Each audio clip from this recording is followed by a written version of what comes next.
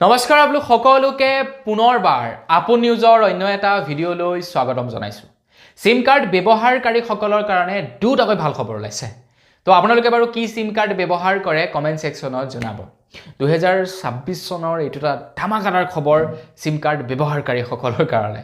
তো সেইকাৰণে জনাব যে আপোনালোকে কি সিম কাৰ্ড ব্যৱহাৰ কৰে। তো আপোনালোকে ব্যৱহাৰ কৰি থকা কোম্পানীটোৰ ভাল খবৰ ওলালে নোলালে সেইটো আপোনালোকে কমেন্ট সেকশনত জনাব। বিৰাট এই দুটা ইউনিক আৰু ভাল খবৰ ওলাইছে, দুইটা খবৰ সম্পৰ্কে জনাম। তো ভিডিঅটো প্ৰথমৰ পৰা শেষলৈকে চাই থাকিব। মই শ্ৰীপাঞ্জি গগৈ, আপোনালোকে চাই আছে আপোন নিউজ। আহক আৰম্ভ কৰো আজিৰ ভিডিঅ'।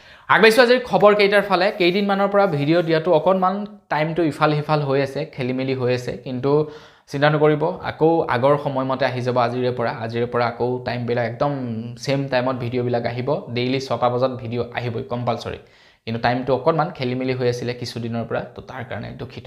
আৰু যি কি নহওক আগবাঢ়িছো আজিৰ প্ৰথমটো ভাল খবৰৰ ফালে। প্ৰথম ভাল খবৰটো আপোনালোকক দিবলৈ লৈছো BSNLৰ সিম কাৰ্ড থকা সকলৰ কাৰণে। আৰু আপোনালোকৰ যদি বেলেগ কোম্পানীৰ সিম কাৰ্ড আছে, মই আপোনালোকক সাজেষ্ট কৰিম আপোনালোকে BSNLৰ সিম কাৰ্ড লওক। আপোনালোকৰ যেনিবা দুটা সিম কাৰ্ড আছে, বা আপোনালোকৰ ঘৰৰ যেনিবা এটা সিম মানে ঘৰৰ মানুহে যেনিবা বেলেগ ধৰি লওক বেলেগ কোম্পানীৰ সিম কাৰ্ড চলায়, মই আপোনালোকক সাজেষ্ট কৰিম BSNLৰ সিম কাৰ্ড লওক। BSNLৰ যথেষ্ট ৰিচাৰ্জৰ দাম কম, আৰু সবতে 2G 3G নেটৱৰ্ক পায় আজিকালি। BSNLৰ নেটৱৰ্ক নোপোৱা জেগাই নাই। আপোনালোকে নেট ভালকৈ চলাব নোৱাৰে সেইটো পাছৰ কথা, কিন্তু কল আহিব পৰা যিটো নেটৱৰ্ক সব জেগাতে পায় আজিকালি। BSNLে বিয়াত মাথা লগাই দিছে। BSNL এতিয়া কি কৰিছে জানে? এতিয়া কি কৰিছে, বাকি যিবিলাক নেকি এক্সিস্টিং টাৱাৰ আছে, যিবিলাক টেলিকম কোম্পানী আছে, সেইবিলাকৰ সৈতে পাৰ্টনাৰশ্বিপ কৰিছে। আৰু পাৰ্টনাৰশ্বিপ কৰি তেওঁলোকে সেই মানে টাৱাৰ সমূহৰ পৰা নেটৱৰ্ক প্ৰভাইড কৰিছে মানুহবিলাকক, আৰু যাৰ কাৰণে এতিয়া মানে কল কৰিব পৰাকৈ নেটৱৰ্ক প্ৰায়বিলাক জেগাতে পায় BSNLৰ। তো আপোনালোকৰ তাতো বাৰু BSNLৰ পায় নে নাপায় কমেন্ট সেকশনত জনাব। এতিয়া BSNLে কৈছে যে 2026 চনৰ ভিতৰত ভাৰতৰ প্ৰত্যেকখন গাঁৱতেই লাভ কৰিব BSNLৰ 4G নেটৱৰ্ক। প্ৰত্যেকখন গাঁৱতেই BSNLৰ 4G নেটৱৰ্ক প্ৰভাইড কৰিব বুলি জনাইছে BSNLৰ তৰফৰ পৰা। কিয়নো BSNLে এতিয়া কিছু কোম্পানীৰ সৈতে তেওঁলোকে ট্ৰাই আপ কৰিছে। কিছু কোম্পানীৰ সৈতে ট্ৰাই আপ কৰিছে, যাৰ কাৰণে নেকি 2026 চনৰ ভিতৰত গোটেই ভাৰতবৰ্ষতেই 4G নেটৱৰ্ক প্ৰভাইড কৰিব, আৰু তাৰ লগে লগে খুব সোনকালেই তেওঁলোকে 6G ইণ্টাৰনেটৰ বাবে মানে কাম কাজ চলাব বুলি জনাইছে। 6G ইণ্টাৰনেটৰ বাবে। অৱশ্যে আমাৰ ভাৰতত এতিয়ালৈকে 6G ইণ্টাৰনেট অহা নাই, কিন্তু BSNL কোম্পানীটো হৈছে ভাৰতীয় এটা কোম্পানী। BSNLে কৰো বুলি ক'লে কি কৰিব নোৱাৰে। অৱশ্যে এতিয়া ভাৰতীয় কোম্পানী হৈ থকা নাই বুলি ক'ব পাৰি, আৰু তাতে টাটা কোম্পানীৰ অংশীদাৰিত্ব আহি গ'ল। তো সেইটো ক'ব গ'লে সেমি গভৰ্ণমেণ্টৰ নিচিনা হৈ গ'ল। এতিয়া ভাৰত চৰকাৰৰ বৰ বিশেষ মানে শ্বেয়াৰ নাই। টাটা কোম্পানীয়ে অধিকাংশ শ্বেয়াৰ ক্ৰয় কৰি ল'লে BSNLৰ। তো তথাপিও যি কি নহওক টাটাই যিমান পাৰে সহায় মানে ইমপ্ৰুভ কৰিবলৈ চেষ্টা কৰিছে BSNL কোম্পানীটোক। আগতে BSNLৰ নামেই নাইকিয়া হৈছিলে, এতিয়া BSNLৰ নামটো য'তে ত'তে শুনিবলৈ পায়ো।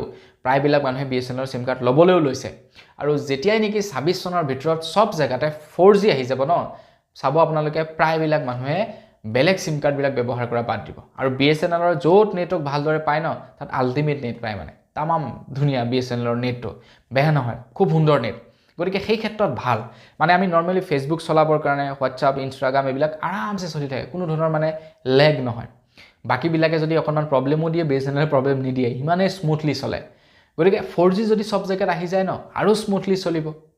গতিকে 2026 চনৰ ভিতৰত টাৰ্গেট লৈছে BSNLে যে সব জেগাতে তেওঁলোকে নেটৱৰ্ক প্ৰভাইড কৰিব, আৰু আপোনালোকে BSNLৰ সিম কাৰ্ড ব্যৱহাৰ কৰিব পাৰিব। এইটো হৈছে প্ৰথমটো ভাল খবৰ।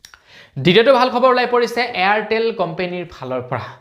এতিয়া আমাৰ ভাৰতবৰ্ষত যিমানখিনি নেকি প্ৰাইভেট টেলিকম কোম্পানী আছে, প্ৰত্যেকে মুঠতে মানে ৰেচ কৰিবলৈ লাগিছে, কম্পিটিশ্যন কৰিবলৈ লাগিছে, যে কোনে কিমান ভাল ছাৰ্ভিচ কাষ্টমাৰক দিব পাৰে, কোনে কিমান কাষ্টমাৰ মানে বেছিকৈ আকৰ্ষিত কৰিব পাৰে নিজৰ ফালে। তো তাৰ কাৰণে যেনেকে পাৰে তেনেকৈ মুঠতে অফাৰ দিবলৈ লাগিছে এতিয়া টেলিকম কোম্পানীবিলাকে। যদি জিঅ'য়ে কিবা এটা অফাৰ দিয়ে, তো জিঅ'কে অনুসৰণ কৰি এয়াৰটেলেও সেই একেটাকে দিয়ে। আকৌ এয়াৰটেলকে অনুসৰণ কৰি ভোডাফোন আইডিয়াও সেই একেখিনি অফাৰকে দিবলৈ যত্ন কৰি আছে। মুঠৰ ওপৰত আমাৰ কিমান লাভ হৈছে লোকচান হৈছে, মানে কোম্পানীবিলাকৰ কিমান লাভ লোকচান হৈছে সেইটো তেওঁলোকে চোৱা নাই। মুঠৰ ওপৰত ক'বলৈ গ'লে তেওঁলোকক কনজিউমাৰ লাগে, কাষ্টমাৰ লাগে। তো জিঅ'য়ে যদি ৰিচাৰ্জৰ দামটো বৃদ্ধি কৰিলে, লগে লগে এয়াৰটেলেও তেওঁলোকৰ ৰিচাৰ্জ প্লেনৰ দামটো বৃদ্ধি কৰি দিব এইফালে ভোডাফোনেও তাৰ লগে লগে তেওঁলোকৰ ৰিচাৰ্জ প্লেনটো বৃদ্ধি কৰি দিয়ে এতিয়া জিঅ'ৰ তুলনাত বাকিবিলাক কোম্পানীৰ অকণমান ৰিচাৰ্জৰ দামটো বেছি কিয় বেছি ইয়াতো এটা কাৰণ আছে কাৰণ হৈছে কি জিঅ' আৰু বাকি কোম্পানীবিলাক জিঅ'ক বাদ দি বাকি কোম্পানীবিলাক পূৰ্বৰ পৰাই কাম কৰি আছিল তো তেওঁলোকে 2G 3G টাৱাৰত কাম কৰি আছিল যাৰ কাৰণে তেওঁলোকৰ কষ্টিংটো যথেষ্ট হৈ আছিল তেওঁলোকৰ কষ্ট মানে সেই ৰিকভাৰ হোৱাগেই নাছিলে তো লগে লগে জিঅ'য়ে এন্ট্ৰি মাৰি ডাইৰেক্টলি 4G দি দিলে এতিয়া বাকিবিলাক কোম্পানীয়ে 4G দিবৰ কাৰণে তেওঁলোকক আকৌ পইচাৰ দৰকাৰ হৈ গ'ল এতিয়া পইচা ক'ত পাব তেওঁলোকে আমাৰ পৰাই তুলিব লাগিব তো তাৰ কাৰণে তেওঁলোকে ৰিচাৰ্জৰ প্লেনবিলাক দাম বৃদ্ধি কৰি দিব লগা হ'ল এতিয়া জিঅ'য়ে কেৱল 4G কাৰণে খৰচা কৰিলে তাৰ পাছত 5G কাৰণে খৰচা কৰি দিলে তেওঁলোকৰটো 2G 3G বিলাকত খৰচা নহল সেইকাৰণে তেওঁলোকৰ পইচাবিলাক বাচি গ'ল কিন্তু বাকিবিলাক কোম্পানী হৈ গ'ল কি তেওঁলোকে মানে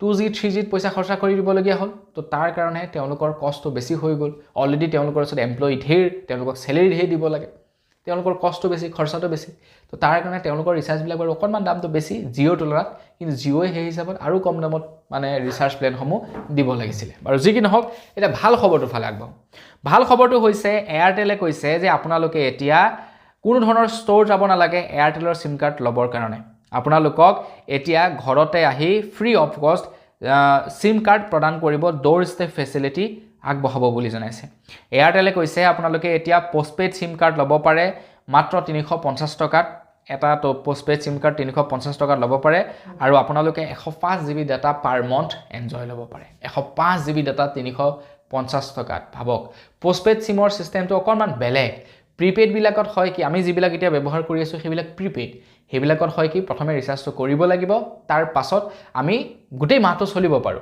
পোষ্টপেইডত গোটেই মাহটো আপুনি চলি লওক তাৰ পাছত মাহৰ শেষত বিল পৰিশোধ কৰিলে হৈ গ'ল এইটো হৈ গ'ল পোষ্টপেইড আৰু পোষ্টপেইডৰ ক্ষেত্ৰত অকণমান ভাল মানে সিস্টেমটো তো মানে এয়াৰটেল কোম্পানীয়ে সেই পোষ্টপেইড সিম এতিয়া কম দামত দি দিছে মুঠতে আমাক কাস্টমাৰ লাগে আমাক কনজিউমাৰ লাগে তো বন্ধু বান্ধৱীসকল এই দুটাই হৈছিলে আজিৰ দিনটোৰ ভাল খবৰ জানি কেনে পালে কমেণ্ট ছেকশ্যনত জনাব যদি ভাল লাগিলে লাইক এটা কৰি থৈ যাব চেনেলটো ছাবস্ক্ৰাইব কৰা নাই ছাবস্ক্ৰাইবটো কৰি ল'ব পুনৰ টাইমটো লগ পোৱাৰ যদি ভিডিঅ' মাগিছোঁ ধন্যবাদ জয়